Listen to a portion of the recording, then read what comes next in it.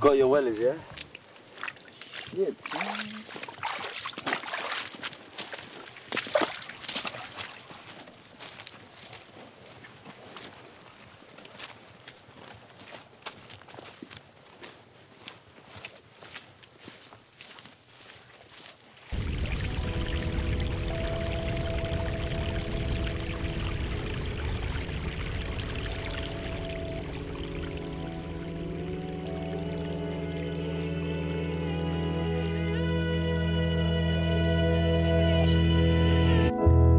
It was an interesting time.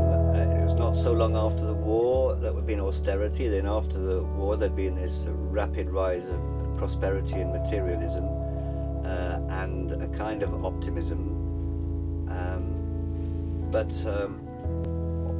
also people were beginning to be aware, probably only just beginning to be aware, of the environmental problems that the human race has been causing on the planet.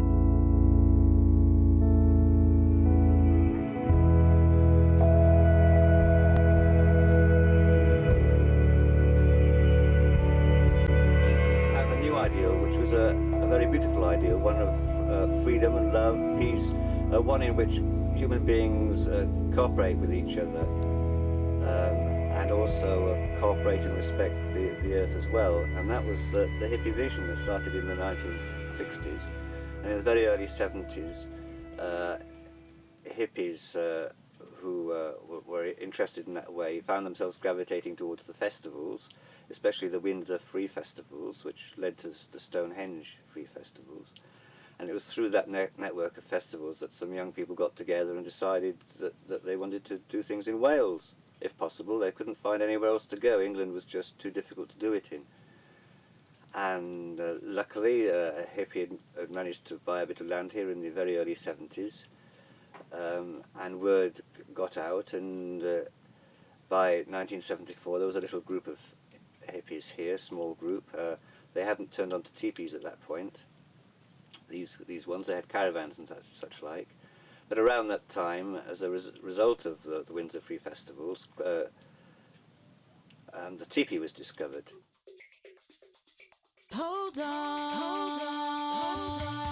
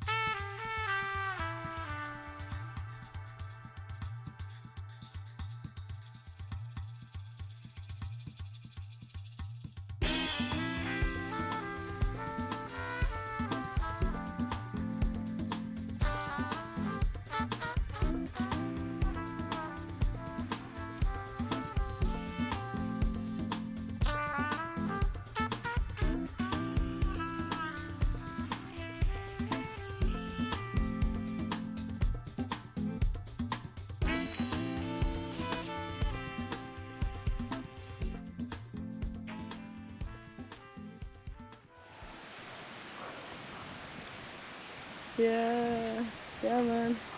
Right.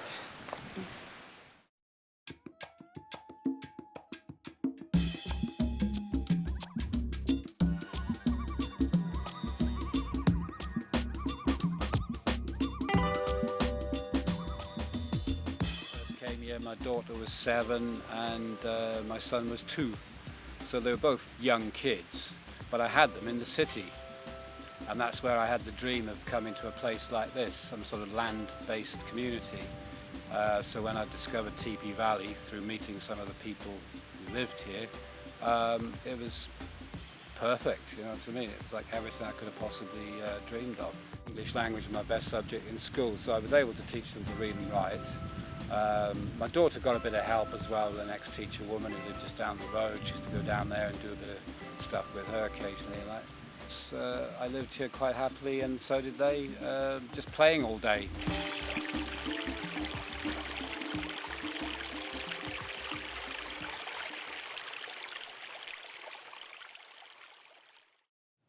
When we first came here, we thought that, even though we were hippies, we thought that we should have some kind of organisational structure of some sort, which was actually extremely loose from the start, but we tried to have business meetings, village meetings, in which any village business would be conducted and stuff, in which we'd try and vote. And they really didn't work very well, mainly because the people with the more extreme views outweighed the people with the more moderate views, because they were also more extreme in their behaviour, and the more moderate people were the gentler ones. So after a while, meetings like that didn't work. We weren't interested, and in any case, we soon discovered that being a community of less than 100 altogether, that it's quite easy to function as a community without having any kind of representative government or leaders. You know, the good thing about this place was that it never had enforced communality. You know, it's like you don't have to meet every day at 2 o'clock or even share meals every day. It was like we only did it when we felt like doing it, you know, on special occasions. Or sometimes people would say, yeah, we'll have a communal meal on Sunday or whatever.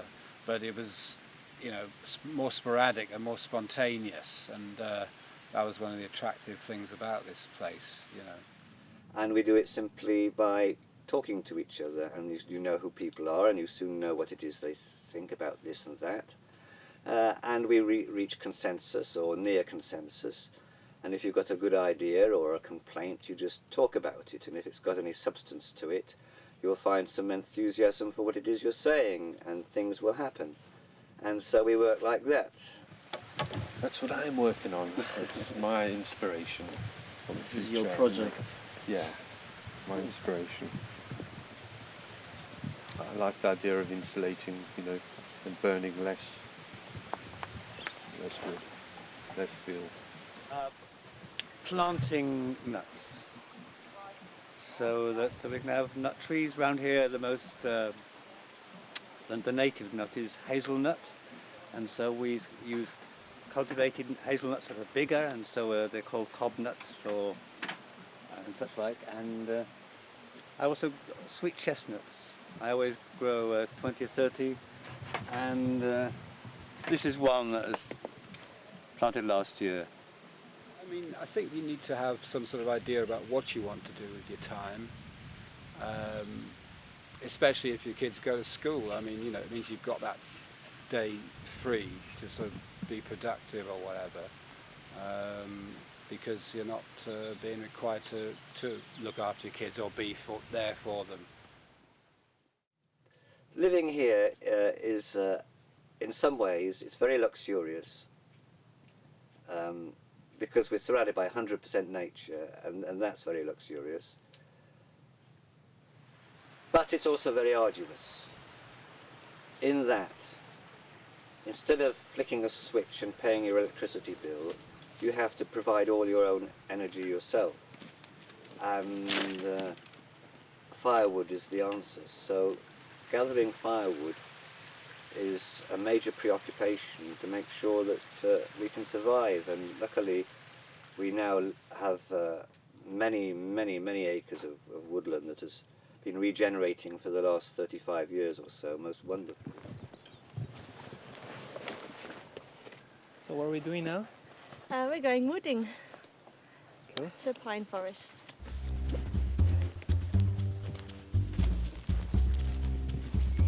Lead the way.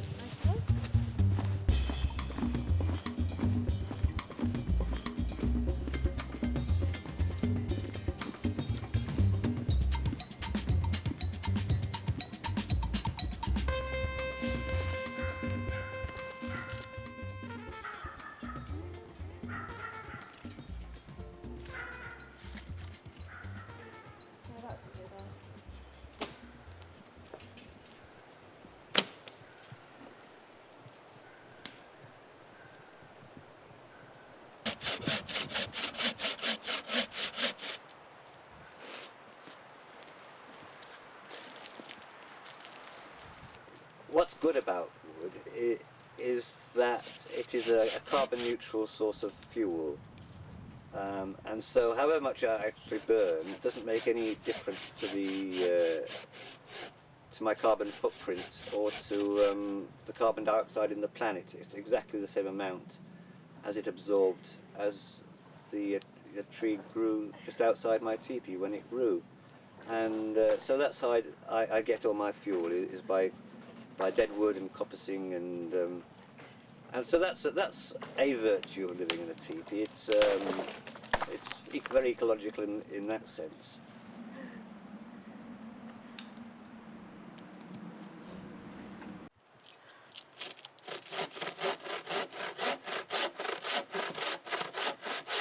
I usually get enough to last me a few days in a go. Some people just do it bit by bit every day, but I usually do a lot in one day and then rest for a couple of days.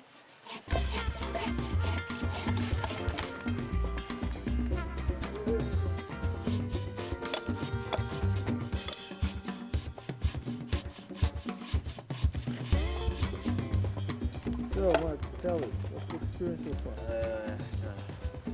Remember what we said about natural?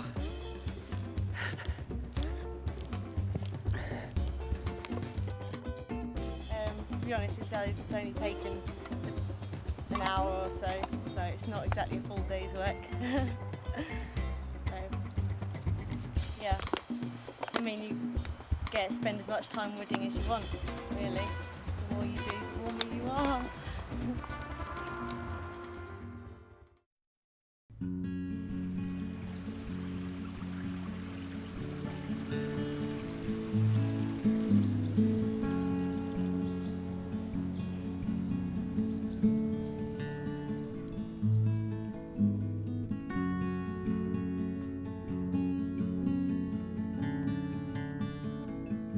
In order to really make a difference, we've got to get rid of carbon footprints altogether.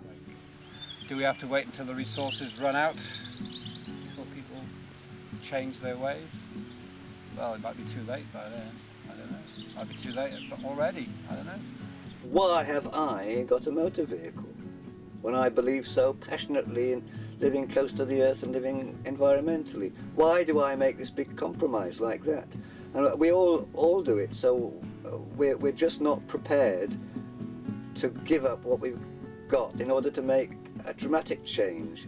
Keep focused about what's important in your life, and maybe even attend to the spiritual side of things a bit. You know what I mean? It's like, 'cause that's important, I believe. Leave as little footprint as you can, and you're always going to be welcome here. And it's such a lovely, it's a freedom and a blessing and an absolute privilege.